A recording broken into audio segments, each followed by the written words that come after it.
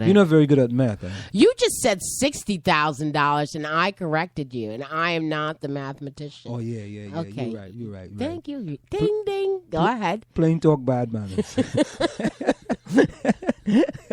Okay. According to Oriama's attorney, Richard DeAngelis of McCurdy and Riskin, here we go, attorney right there, taking the matter to court is the only way for his client to regain his losses. The town cannot simply refund him the monies. DeAngelis, who pointed out that Oriama is seeking nothing more than what's owed to him.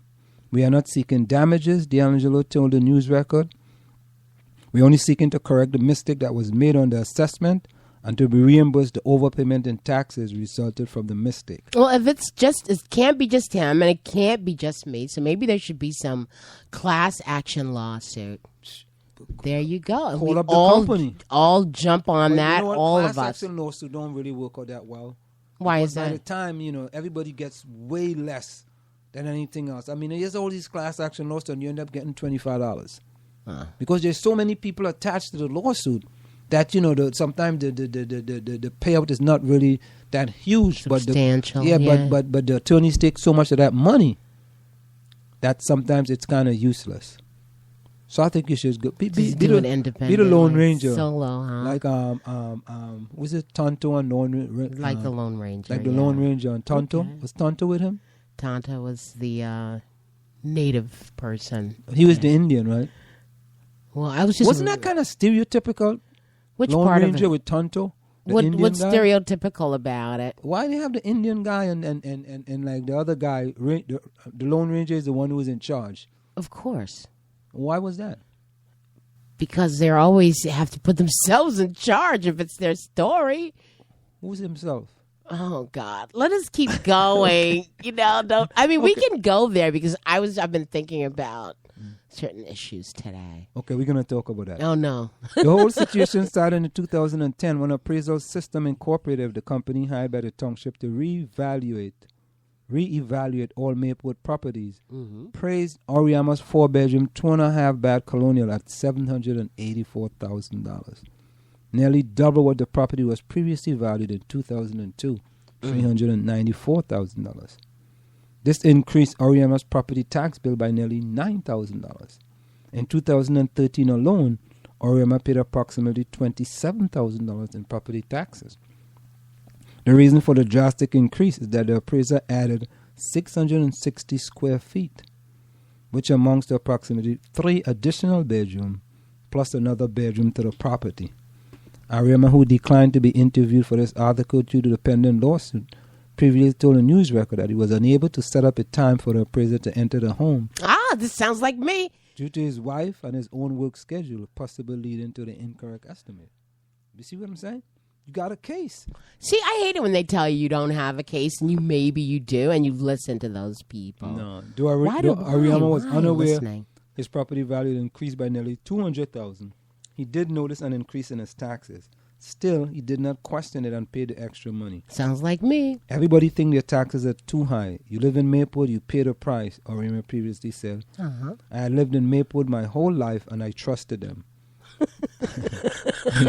Sounds familiar. Yeah. After a while, however, the additional expenses there took a toll, forcing Oriama to put his house on the market. Wow. After a year on the market with no prospective buyers, as most people balk at the high property taxes, he decided to hire an independent appraiser at a cost of approximately $700.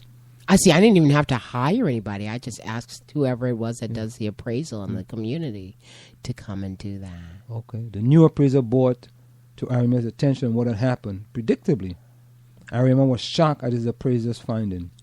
You need permits to add 660 square feet and a bathroom, Oriama previously said. How come nobody thought to pull those permits? They would have seen they did not exist. According to Oriama, the township admitted its mistake and reduced its property value to $615,000 after being told what had occurred. Now, Oriama is looking to recover the money he lost as a result. Residents who believe mistakes have made on a property tax bill may appeal their bills. Everyone has the right to appeal their assessment on or before April 1 of the current tax year. Galante previously told the news record in February, shortly after the news of Ariema's property tax snafu broke. But Galante cautioned that residents should bring proof that their taxes are too high. Any taxpayer who files a petition of appeal has burden of proof, Galante previously said. The municipality has the presumption of correctness. According to Galante, in years that a revaluation is conducted, residents have an extra month until May 1st to file a petition of appeal. The only advice I can give is just be diligent in your sales research, Galante said, when he asked how Maplewood residents can be certain they are paying the correct amount in property taxes. As for other residents, DeAngelis said, those with cases similar to Oriama may also have recourse under the correction of error statute. This type of situation is relatively unusual, though. Angeles said that in the more than 10 years he has been handling tax appeal, he can probably count on one hand the number of cases he has encountered that are similar to Oriama's. Well, he should get out the other hand, and I can add another case. I'm here. Wow. You guys, isn't that something? You guys see your Marjorie eyes light up here. Well, it's. Okay. Because I was going to say it's not a lot of money, but why was I paying over? She's like, I'm getting mines, man. Well, again, you have to be diligent, as he suggested. Now, here's another story. We don't normally do these type of stories here in the South Orange. Maplewood dad arrested. Did you hear about that? No. Passaic County Sheriff Office detective arrested Todd Cooper. You know Todd Cooper?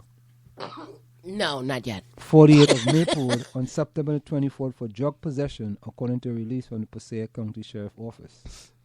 According to the release, Passaic County detectives observed Cooper, who was known to police to have 6 outstanding child support warrants totaling more than $132,000, walking on West Broadway in Patterson.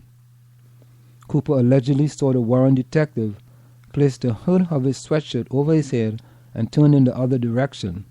As detectives approached Cooper to arrest him, for what?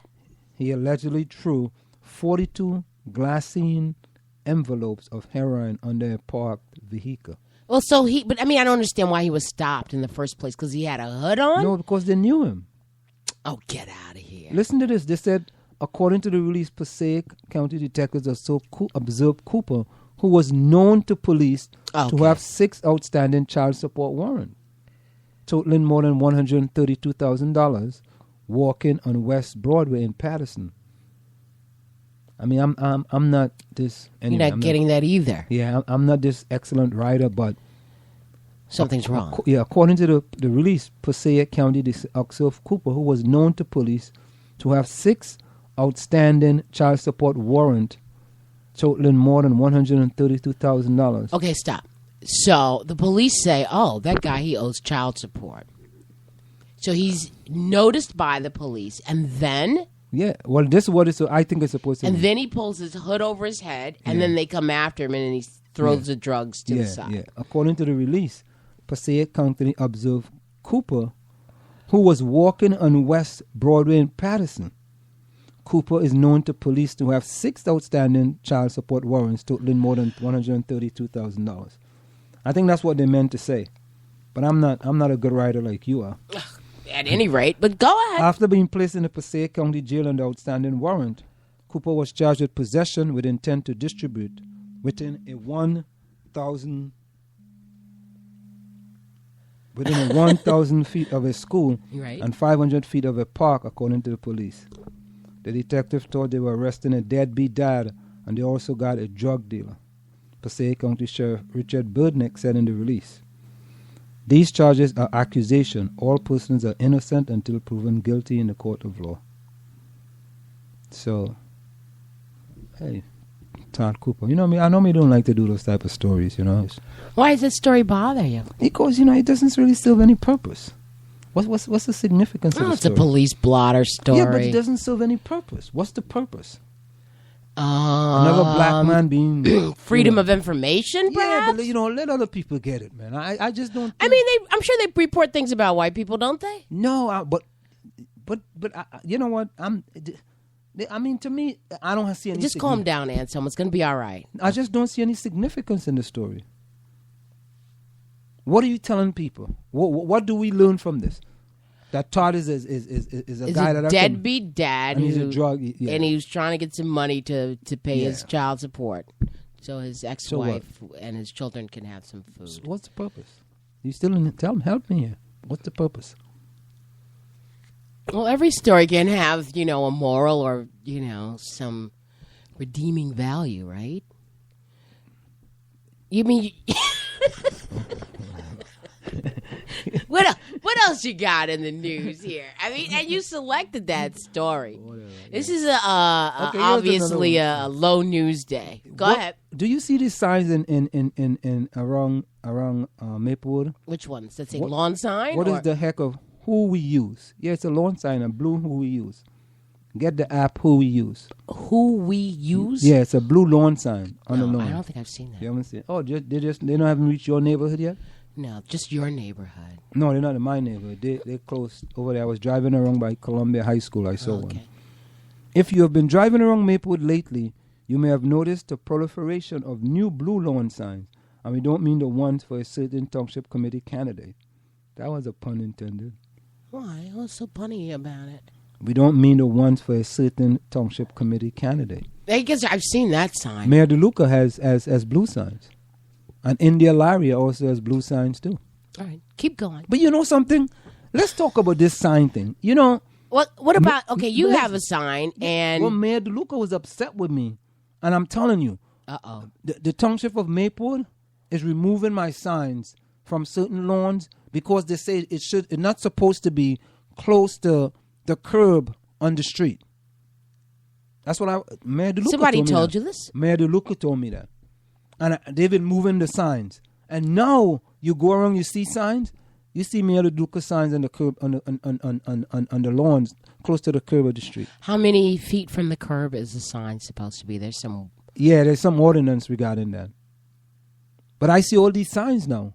But they removed all of my signs. I don't get that, man. Anyway. Okay, go ahead. If you have been driving around Maplewood lately, you may have noticed the proliferation of new blue lawn signs, and we don't mean the ones for a certain township committee candidate. Instead, these signs resemble the map pins you find on phone apps and state simply who we use. A quick trip to the computer search engines revealed that who we use at whoweuse.net has already gotten press from TechCrunch and Good Day New York. TechCrunch explains the app tersely. It scans for local services that are in an address book and imports that contact information into the app. The app then organizes the services into one that an individual uses and others that are used by other members of the contact list. The app then sorts each service into categories like car service, repair, medical, health, and other categories. Unlike Yelp, who we use only uses services, reviews, and recommendations from people the user already know. Ultimately, users will be able to look and pay for services through the app, and it's free. Who we use is the brainchild of Maplewood resident John Gabarino, who founded the company with Peter Clark and Gabarino's new neighbor, Spencer Ante. Another Maplewood resident, Felix Sockwell, rounds out the team as head of identity and design. Good Day New York, Greg Kelly, said the app is going to revolutionize life as we know it. Ante told a Good Day host on October the 2nd technology segment that when he moved to the suburbs, he didn't know anyone or anything. How do you find stuff when you move to the suburbs? From people you trust? The answer was who we use. The company is taking off quickly, and Garabino said that good news for Maple and South Orange overall. We are a local business helping to promote other local business, said Garabino. If we are successful, we want to put Maplewood and South Orange on the map for tech talent that is already here. Garabino sees the town as being the center of what he calls Silicon Jersey. He envisioned who we use growing to 150 employees and renting the office space next to Nelson Garage. Garabino fully expects that who we use will be successful. At times, the focus on startup seep them in the ever-changing communication tools of 20-somethings. These tools come and go and change quickly, said Gabarino. We believe we'll be successful because we are